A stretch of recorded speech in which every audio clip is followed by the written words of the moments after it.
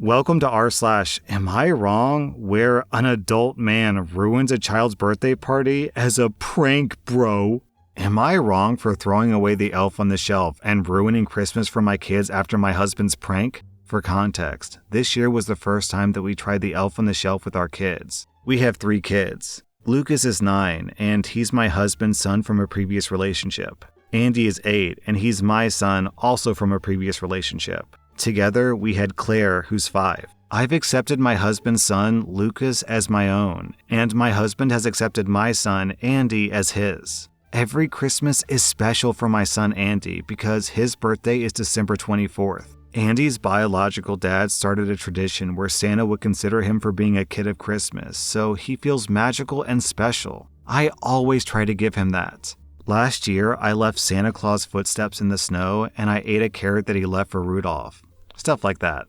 My husband doesn't think that it's a good idea that I do all this for him because I'm showing favoritism. So we should shut it down because of my ex's decision to create a tradition without considering my other kids' feelings. I disagree since I do consider the 3 of them. But he asked me if we could do something else, like Elf on the Shelf. I had no problem with that, but I don't know how that works. He explained it to me, and since he was the one who offered, I let him do it. We bought a cute elf. My kids named it Bob. Later, my husband explained that they should behave and never touch or hold Bob if they didn't want to be naughty. At first, it was cute to see them spy on Bob to try to see it fly each night. Andy was the most excited of all. I found him one night talking with the elf, asking if Santa still remembered him. But my husband took the behave or Bob would be naughty part very seriously. Lucas was his first victim after he didn't do his chores. The next day, my husband drew on Lucas's face with Sharpie markers. Then Claire touched Bob, and my husband destroyed her favorite onesie. Apparently, Bob had cut some pieces out of it while she was sleeping.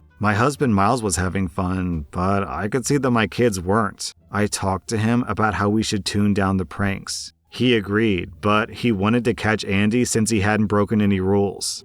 We argued, but he finally agreed. Fast forward to Christmas Eve, and in the afternoon, we had some of Andy's friends over to celebrate his birthday. So my kids were playing in the backyard, but my husband looked suspicious. I decided to look for Bob. It was supposed to be in the kitchen, but it wasn't there, and I asked Miles where it was, and he told me, no idea. I started getting paranoid, but Andy asked me if we could cut the cake already. I put my best face on and went for it. The cake was in a box, and when Andy opened the box, he started crying. I took a look, and the cake was ruined. Bob was covered in the cake, and it looked like he'd been eating the cake. Half of the cake wasn't even there anymore. Miles started laughing, and so did some of the other parents. My blood was boiling, so I grabbed Bob and threw him in the trash. Then I grabbed Miles. We had a terrible argument, and he said that I was wrong for what I did to Bob. That I've ruined it, and how are we supposed to keep the magic with our kids if I'm not supposed to touch Bob?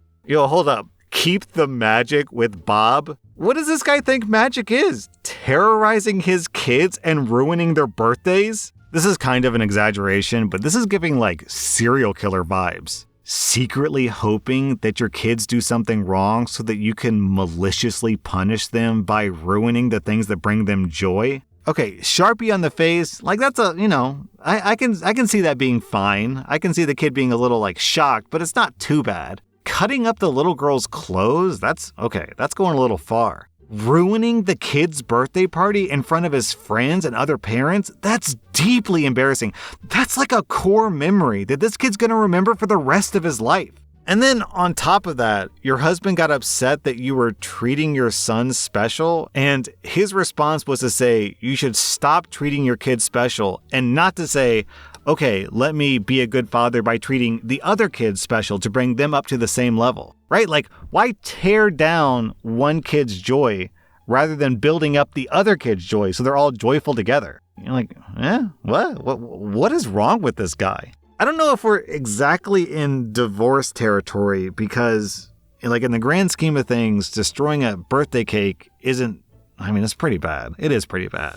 This guy enjoys being cruel to children. Jeez, yeah, maybe we are actually crossing over into divorce territory. OP, your husband isn't making a joke anymore. He's being just, like, downright cruel. Also, I can't help but notice that his son had the least harmful prank against him, which is drawing on his face with the Sharpie. The kid that was half yours and half his had a slightly worse prank, and the kid that was only yours had by far the worst prank. That doesn't really feel like a coincidence. That feels like the favoritism that he said was so bad that you showed your son at the beginning of the story. Man, the more I think about this story, the worse it is. Like, at the end of the day, we just boil this down to your husband enjoys and looks forward to showing cruelty to his own kids. Yeah, like, geez, the more I think about it, if that's not a deal breaker, what is? Also, I'll confess, I don't really understand the elf on the shelf, like, tradition.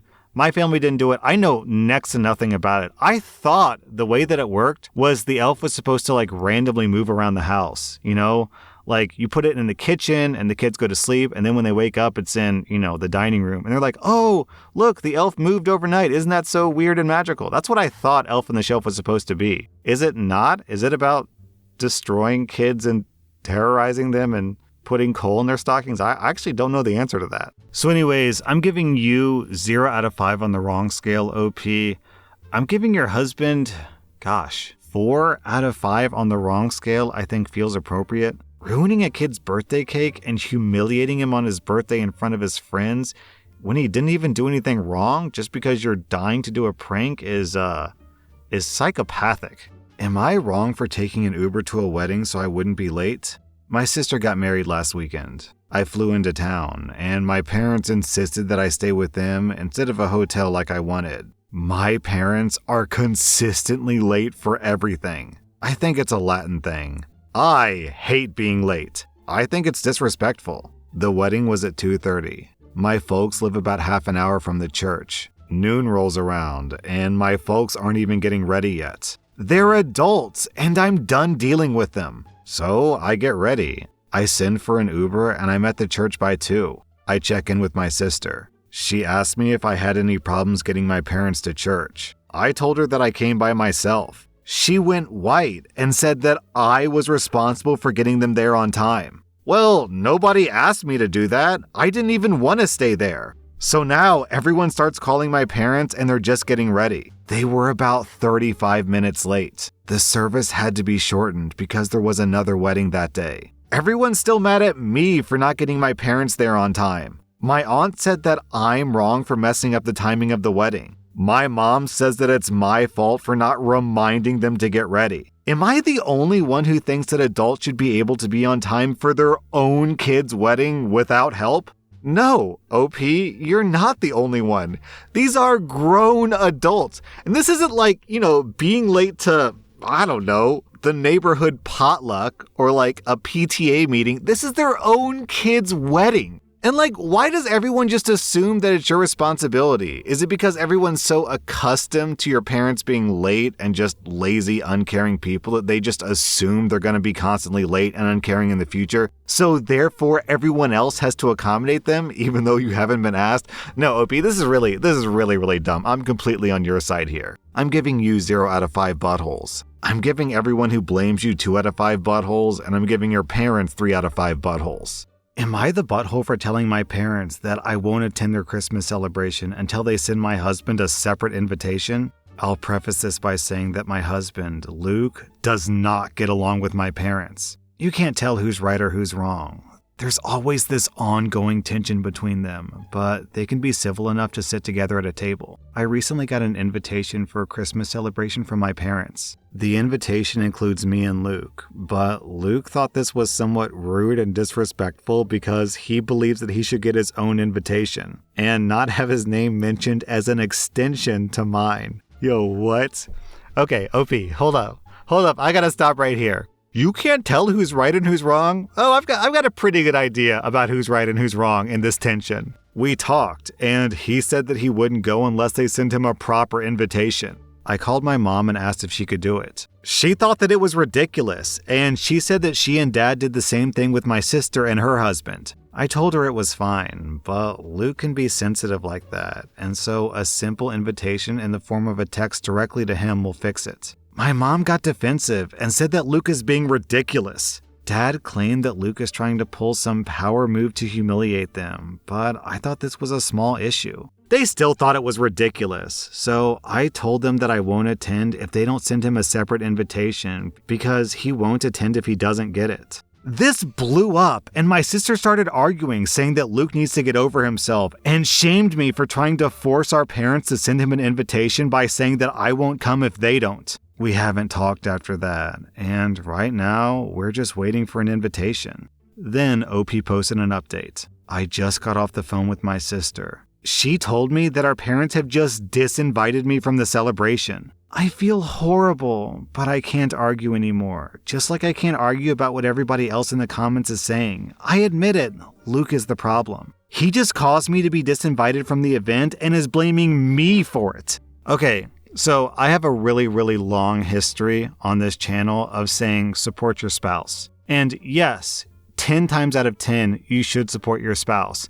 But to be clear, supporting your spouse doesn't mean agreeing with them. Supporting your spouse means helping them be the best person they can be at all times. Because indulging your husband's petty power play is not supporting him. It's enabling him. Because I agree with your dad, OP, it is a power play. You have got to stop deluding yourself, OP. If this story is indication, your parents are not the problem. Your husband's the problem. I'm giving your parents 0 out of 5 buttholes. OP, you get 1 out of 5 buttholes for enabling your husband. Your husband gets 2 out of 5 buttholes for being a petty loser. Am I the butthole for not disclosing that I had plastic surgery to my boyfriend? I'm a 26-year-old woman, and I've been dating Max, who's 25, for 4 months. When I was 22, I had a nose job because I broke my nose twice as a kid and it left it with a large bump. Then, at 23, I had a breast augmentation that bumped me up 2 cup sizes. These were lifelong insecurities that I was bullied over, and it was really relieving to get them done. On to the present. I met Max through a friend, and things have been great.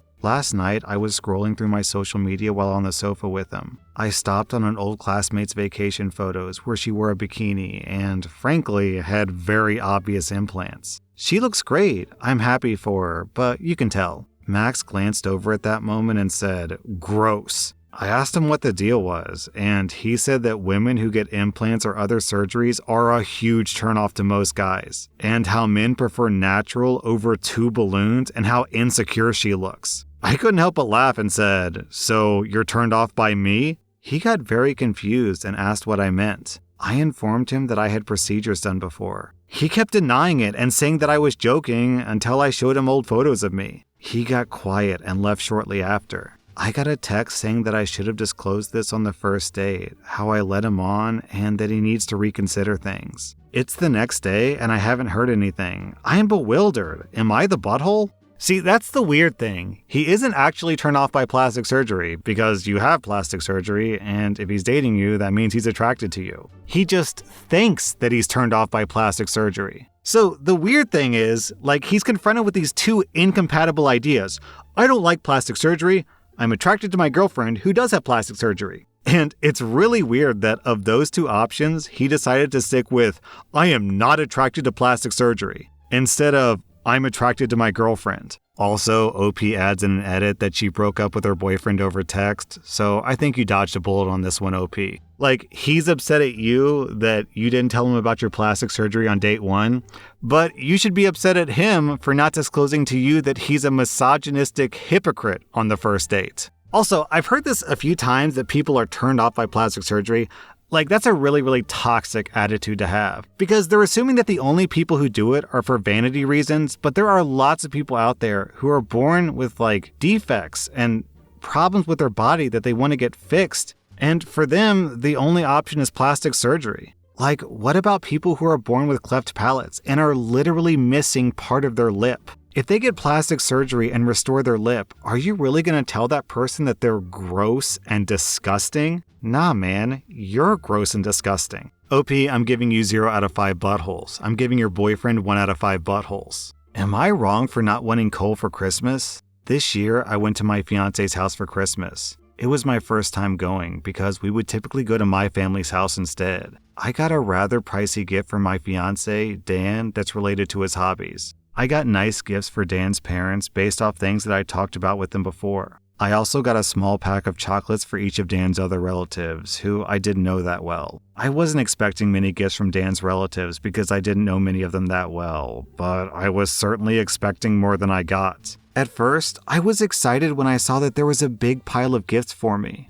However, once I opened the first one, it was just a piece of coal. Everyone laughed, and I just kinda laughed along thinking that it was a gag gift and that the other gifts would be different. But every single gift turned out to be coal, all 18 of them. I started to get upset, so I cried and lashed out at Dan. But he calmly explained that apparently this is a long-standing tradition in his family where they gift coal to newcomers who are celebrating Christmas with him for the first time. He explained that it's just easier that way, since all the relatives who might not know the newcomer well don't have to stress about finding a gift. And it's a fun experience for the newcomer as well. I told Dan that I couldn't believe I skipped my own family celebration for this and left. But now, Dan and some of his family are blowing up my phone, saying that I embarrassed him in front of his relatives and that I made it awkward for everyone. So, am I wrong here? Okay, so people can get really sensitive about their local holiday traditions. You know, there's actually a really good movie about this. It's called Midsummer. And basically a bunch of college kids go to a little village where they have these quaint, sweet local rituals and customs and traditions. And because these college kids are newcomers, they don't understand the importance of these traditions and they don't want to participate in them. But by the end of the movie, luckily, they come around and participate.